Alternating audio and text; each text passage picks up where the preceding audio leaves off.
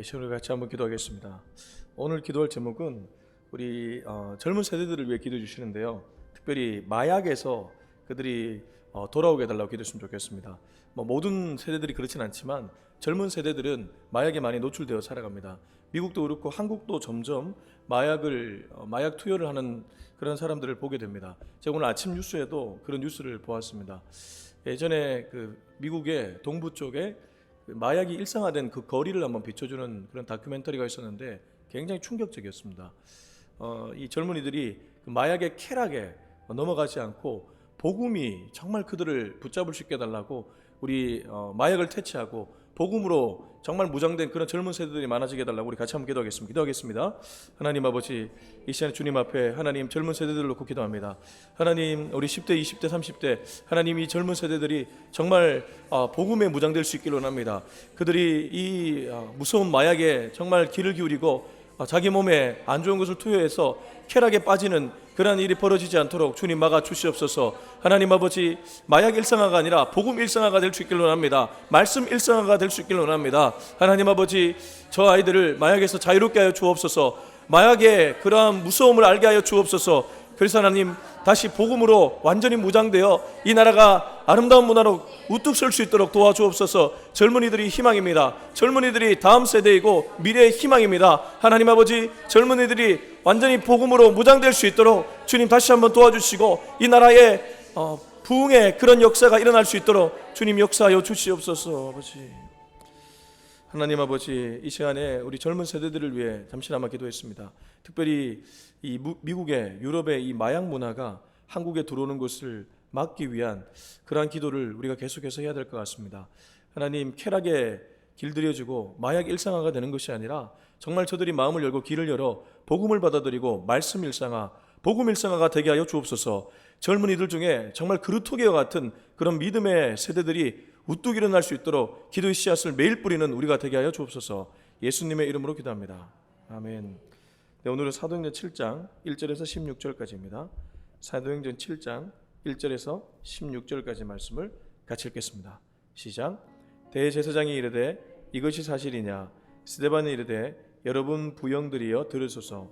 우리 조상 아브라함이 하란에 있기 전 메소보다미아에 있을 때에 영광의 하나님이 그에게 보여 이르시되 내 고향과 친척을 떠나 내가 내게 보일 땅으로 가라 하시니 아브라함이 갈대아 사람의 땅을 떠나 하란에 거하다가 그의 아버지가 죽음에 하나님이 그를 거기서 너희 지금 사는 이 땅으로 옮기셨느니라. 그러나 여기서 발붙일 만한 땅도 유업으로 주지 아니하시고 다만 이 땅을 아직 자식도 없는 그와 그의 후손에게 소유로 주신다고 약속하셨으며 하나님이 또 이같이 말씀하시되 그 후손이 다른 땅에서 나그네가 되리니 그 땅 사람들이 종으로 삼아 400년 동안을 괴롭게 하리라 하시고 또 이르시되 종 삼는 나라를 내가 심판하리니 그 후에 그들이 나와서 이곳에서 나를 섬기리라 하시고 할례의 언약을 아브라함에게 주셨더니 그가 이삭을 낳아 8해 만에 할례를 행하고 이삭이 야곱을, 야곱이 우리 12조상을 낳으니라. 여러 조상이 요셉을 시기하여 애굽에 팔았더니 하나님이 그와 함께 계셔 그 모든 환난에서 건져내사 애굽 왕 바로 앞에서 은총과 지혜를 주심에 바로가 그를 애굽과 자기 온 집의 통치자로 세웠느니라. 그때 애굽과 가나안 온 땅에 흉년이 들어 큰 환난이 있을새 우리 조상들이 양식이 없는지라. 야곱이 애굽에 곡식이 있다 하는 말을 듣고 먼저 우리 조상들을 보내고 또 재차 보내매 요셉이 자기 형제들에게 알려지게 되고 또 요셉의 친족이 바로에게 드러나게 되니라. 요셉이 사람을 보내어 그의 아버지 야곱과 온 친족 75사람을 청하였더니 야곱이 애굽으로 내려가 자기와 우리 조상들이 거기서 죽고 세겜으로 옮겨져 아브라함이 세겜 하몰의 자손에게서 은으로 값주고 산 무덤에 장사되니라. 아멘. 역사를 보는 두 가지의 유명한 견해가 있습니다. 첫 번째는 히스토리에 이렇게 부르기도 합니다. 우리가 잘 아는 그런 역사관입니다. 히스토리는 객관적인 기록이죠. 예를 들면 세종대왕이 한글을 창제하셨다. 객관적 기록이죠. 근데 거기다가 해설을 붙이면 그거를 게시히테라고 부릅니다. 독일어로 게시히테. 그러니까 역사에는 기록이 있고 그 기록에 대한 역사 역사가들의 해설이 있죠. 그 역사가들의 해설은 자기의 관점이나 자기의 세계관에 따라 다르게 펼쳐질 겁니다. 오늘 우리는 사도행전 7장에 서 있습니다. 사도행전 7장은 스데반이 설교를 하는 장면입니다. 이 일반 평신도였던 스데반이 그 어떤 목회자보다 설교를 탁월하게 잘하는데, 근데 이 내용을 보니까 통전적 설교입니다. 이른바 구약의 역사를 쭉 읊고 있습니다. 그러니까 구약에 일어났던 일들에 대한 얘기를 하고 있는 것이죠. 근데 여기서 스데반의 관점으로 그 구약에 일어났던 사건들에 대한 해설을 얘기합니다. 그러니까 이건 스데반의 관점이 들어간 구약에 대한 해석이라고 볼 수 있겠죠. 자, 그런 생각을 갖고 말씀 보겠습니다. 1절 2절입니다. 시작. 대제사장이 이르되 이것이 사실이냐? 스데반이 이르되 여러분 부형들이여 들으소서. 우리 조상 아브라함이 하란에 있기 전 메소포타미아에 있을 때에 영광의 하나님이 그에게 보여. 자, 우선 대제사장, 아마도 이 공회 앞에 서 있기 때문에 공회의 나름 어른이라고 불리는 대제사장이 스데반을 향해서 이것이 사실이냐? 여기 이것은 유대인들이 고소한 내용을 얘기합니다. 유대인들이 고소한 내용이 사실이냐? 13, 14절 보시면 거짓 증인들을 6장입니다. 6장 13, 14절을 보시면 거짓 증인들을 세우니 이르되 이 사람이 이 거룩한 것과 율법을 거슬러 말하기를 마치 아니하는도다. 거짓 증인이 거짓말로 진술하는데 이 스데반이라는 사람이 이 거룩한 것, 성전과 율법을 거슬러 말한다. 14절 그의 말에 이 나사렛 예수가 이곳을 헐고 또 모세가 우리에게 전하여 준 규례를 고치겠다 함을 들었노라 하거늘. 이들에게 모세, 이들에게 아브라함, 이런 사람들은 그야말로 거의 우상에 가까울 정도로 너무나 대단한 인물들이었습니다. 근데 스데반이 그것을 고치겠다고 말하니까 네가 뭔데? 네가 뭐길래 고쳐? 근데 이게 뭐라고요? 거짓말입니다. 거짓 증인이라고 분명히 여기 나와 있죠. 그래서 이 대제사장이 이 사람들이 고소한 내용이 사실이냐라고 스데반에게 물었던 것입니다. 여기에 대해 스데반이 대답하기 시작하는 것이 설교인데 2절 보시면 스데반이 이르되 여러분 부형들이여 들으소서. 우리 조상 아브라함이 하나님 있기 전 메소포타미아에 있을 때에 영광의 하나님이 그에게 나타나 그에게 보여. 우선 여기에 그 유명한 그 아브라함에게 하나님이 나타나서 갈대아 우르 땅을 떠나게 되는, 하란을 떠나게 되는 그 장면에 대한 얘기를 하는데 영광의 하나님이라고 표현합니다. 그렇지 않습니까? 여기 내용은 거의 객관적 기록인데 2절 끝부분을 보시면 영광의 하나님이 그에게 보여. 그러면 이 얘기는 스데반에게 하나님은 어떤 분이셨다는 거죠? 영광스러운 하나님이었다는 거예요. 스데반에게 하나님은 그냥 하나님이 아니라 내 삶의 빛을 비추어 주시고 우리 가정의 빛을 비추어 주시고 우리 삶의 빛을 비추어 주시는 영광의 하나님이었다는 겁니다. 그들은 하나님을 믿기는 했지만 이렇게 받아들이지 못했던 것 같아요. 스데반은 지금 설교를 하면서 유대인들을 일깨워주고 있습니다. 그리고 나서 3절 4절 이르시되 내 고향과 친척을 떠나 내가 내게 보일 땅으로 가라 하시니 아브라함이 갈대아 사람의 땅을 떠나 하란에 거하다가 그의 아버지가 죽음에 하나님이 그를 거기서 너희 지금 사는 이 땅으로 옮기셨느니라. 자, 여기서 창세기와 조금 다른 점이 발견됩니다. 창세기는 다소 아브라함이 하나님의 말씀을 듣고 떠났다는 것에 주목합니다. 그렇지 않습니까? 근데 지금 스데반은 누가 그를 옮겼다고 표현하고 있습니까? 하나님이 그를 옮겼다고 표현하고 있습니다. 이거 보십시오. 3절에서 하나님이 아브라함에게 고향과 친척, 아버지 여기 아버지 집은 나오지 않지만 떠나 내가 내게 보일 땅으로 가라 했을 때 아브라함이 떠났죠. 근데 그 4절 중반절부터 보시면 하나님이 그를 거기서 너희 지금 사는 이 땅으로 옮기셨느니라. 무엇입니까?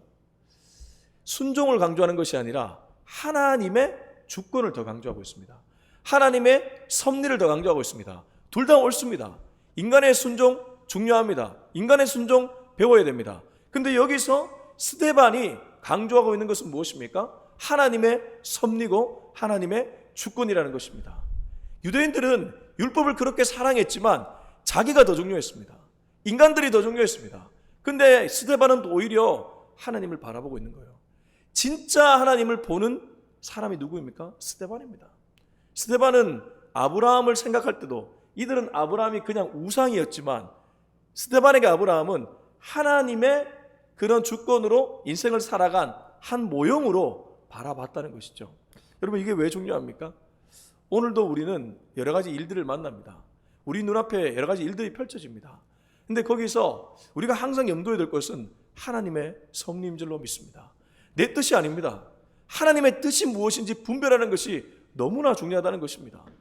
내 뜻대로 되는 것이 좋은 것이 아니고 하나님 뜻대로 되는 것. 제가 그 근래에 어떤 글을 쓸 기회가 있었는데요. 뭐 개척에 대한 그런 얘기를 하는 것이었는데, 개척에 대한 스토리. 근데 제가 개척에 대한 스토리를 쭉 쓰다가 글을 완전히 바꿨었습니다. 왜 그러냐니까 개척은 주체가 제가 아니더라고요. 제가 무언가를 하는 그런 느낌을 가지면 벌써 잘못 가는 것입니다. 처음부터 끝까지 하나님이 아시는 것입니다. 하나님이 아시는 것을 옆에서 목도하고 경험하는 것이 저는 이 교회의 사역인 줄로 믿습니다. 교회만이 아닙니다. 우리가 살아가는 모든 삶의 현장이 그렇게 되어야 할 줄로 믿습니다. 자, 5절부터 7절입니다. 시작. 그러나 여기서 발붙일 만한 땅도 유업으로 주지 아니하시고 다만 이 땅을 아직 자식도 없는 그와 그의 후손에게 소유로 주신다고 약속하셨으며, 하나님이 또 이같이 말씀하시되 그 후손이 다른 땅에서 나그네가 되리니 그 땅 사람들이 종으로 삼아 400년 동안을 괴롭게 하리라 하시고, 또 이르시되 종 삼는 나라를 내가 심판하리니 그 후에 그들이 나와서 이곳에서 나를 섬기리라 하시고. 자, 이렇게 했을 때 사실 아브라함 입장에서 그 고향과 친척 아버지 집을 떠나 갈대아 우르를 떠나 하나님이 지시할 땅으로 가는 여정이 만만한 여정이 아닙니다. 그래서 5절 보면 여기서 발붙일 만한 땅도 유업으로 주지 않았다고 얘기하죠. 하나님이 주지 않았다는 겁니다. 자, 그러면 아브라함 입장에서 얼마나 원망이 나올 만한 상황입니까? 사실 우리도 그렇잖아요. 진짜 내 마음 붙일 만한 사람도 없고 장소도 없지 않습니까? 하나님을 믿고 살아가긴 하지만 참 우리의 마음을 붙일 만한, 결혼을 해도 뭐 배우자가 꼭 마음 붙일 만한 사람도 아니고 자녀도 시간 되면 다 떠나고 정말 그렇지 않습니까? 근데 여기서 하나님이 아무것도 하지 않았냐? 그렇지 않다는 거죠. 6절 보십시오. 하나님이 또 이같이 말씀하시되 그 후손이 다른 땅에서 나그네가 되리니 그 땅 사람들이 종으로 삼아 400년 동안을 괴롭게 하리라 하시고, 또 이르시되 종 삼는 날을 내가 심판하리니 그 후에 그들이 나와서 이곳에서 나를 섬기리라 하시고. 하나님은 아브라함에게 약속을 해줬습니다. 제가 읽진 않았지만 5절 마지막 부분 보십시오. 그와 그의 후손에게 소유를 주신다고 약속하셨으며, 하나님은 약속의 하나님이라는 거죠. 하나님은 우리 눈에 무언가를 딱 보여주면서 그걸 통해 우리의 마음에 안정을 주는 분이 아니라 당신의 약속을 통해 마음에 안정을 주시는 분이라는 겁니다. 이거 되게 중요합니다. 그래서 성경 전체의 주제 중에 하나가 언약입니다. 언약. 말씀이고 언약이라는 거예요. 우리가 마음을 붙일 것은 하나님의 약속, 달리 말하면 하나님의 말씀이라는 것입니다. 근데 그 말씀이 때로는 내 뜻과 다를 수 있습니다. 여기 6절 보면 그 후손들이 400년 동안 뭘 한다고 하죠? 종살이를 한다고 합니다. 아브라함이 이 얘기 들었을 때 기분이 좋았을 리 없겠죠.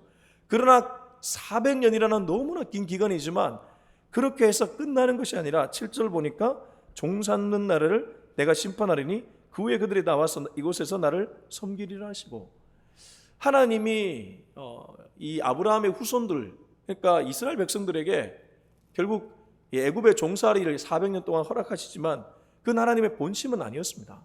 하나님의 본심이 아니라 하나님을 잊은 백성에 대한 나름의 거쳐가는 과정, 심판의 과정이었습니다. 그러나 그걸 끝냈을 무렵 하나님은 그들을 건져주시죠. 그게 우리가 잘 아는 출애굽입니다. 그걸 얘기하고 있는 것이죠. 자, 그리고 8절 한번 읽어보겠습니다. 8절 시작. 할례의 언약을 아브라함에게 주셨더니 그가 이삭을 낳아 8해 만에 할례를 행하고 이삭이 야곱을, 야곱이 우리 12조상을 낳으니라. 여기서도 한 번 더 뭐가 나오고 있죠? 언약이 나옵니다. 할례가 중요한 것이 아니고 할례는 표징이었고 아브라함에게 할례를 하라고 하셨던 이유는 약속 때문입니다. 할례를 받은 그 아브라함과 그의 후손들은 하나님이 그들과 함께한다는 약속의 표징을 받았습니다. 그러니까 여기서도 하나님은 아브라함에게 약속을 주셨다고 그렇게 스데반은 얘기하고 있는 것이죠. 자, 9절 10절입니다. 시작. 여러 조상이 요셉을 시기하여 애굽에 팔았더니 하나님이 그와 함께 계셔 그 모든 난란에서 건져내사 애굽 왕 바로 앞에서 은총과 지혜를 주심에 바로가 그를 애국과 자기 온 집의 통치자로 세웠느니라. 여기서 또 재밌는 표현이 하나 나옵니다. 여러 조상이라고 표현합니다. 여기 조상이 누구겠습니까? 야곱의 12아들을 얘기하겠죠. 그 12아들 중에 요셉을 제외한 11명의 아들이 요셉을 시기했죠. 물론 베냐민을 포함하면 안 되겠네요. 한 10명으로 봐야 되겠네요. 어찌됐든 그런 형들이 요셉을 시기하여 애굽에 팔았더니 하나님이 그와 함께 계셨다고 얘기합니다. 그리고 그 모든 난란에서 건져내셨다고 얘기합니다.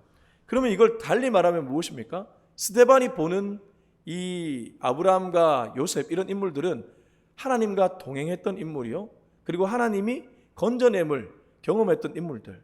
다르게 말하면 지금도 하나님은 우리와 함께 하시고 우리를 건져내신다. 그렇게 스데반은 받아들였다는 것입니다. 근데 이 유대인들은 그걸 박제화시켜 놨습니다. 살아있는 하나님이 아니고 리빙 갓이 아니고 그들에게는 박제화된 하나님이었다는 거죠. 그냥 전통과 우상이 된 하나님, 그걸 이 스데반은 다시 살려내고 있습니다. 자, 그리고 11절부터 14절까지입니다. 시작. 그때 애국과 가나안 온 땅에 흉년이 들어 큰 난란이 있을세. 우리 조상들이 양식이 없는지라. 야곱이 애굽에 곡식이 있다는 말을 듣고 먼저 우리 조상들을 보내고 또 재차 보내매 요셉이 자기 형제들에게 알려지게 되고 또 요셉의 친족이 바로에게 드러나게 되니라. 요셉이 사람을 보내어 그의 아버지 야곱과 온 친족 75사람을 청하였더니, 그렇게 형제들에게 팔려갔지만 아시는 것처럼 요셉은 애굽의 국무총리가 되었습니다. 그리고 굉장히 중요한 시점에 쓰임받게 되죠. 그게 11절, 애굽과 가나안 온 땅에 흉년이 들었던 것입니다. 요셉은 하나님이 꿈을 통해 해몽시켜 주셨고 그 꿈을 통해 7년 풍년, 7년 흉년, 그래서 7년 풍년 때 곡식을 저장하는 지혜를 발휘했습니다. 그 지혜가 애굽만의 배부름이 아니었고 오히려 주변 나라까지 살리는 지혜였습니다.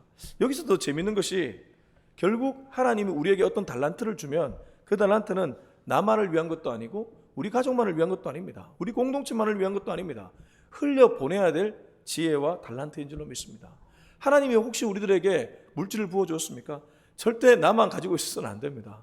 하나님이 흘려보내주라고 그 물질을 주신 줄로 믿습니다.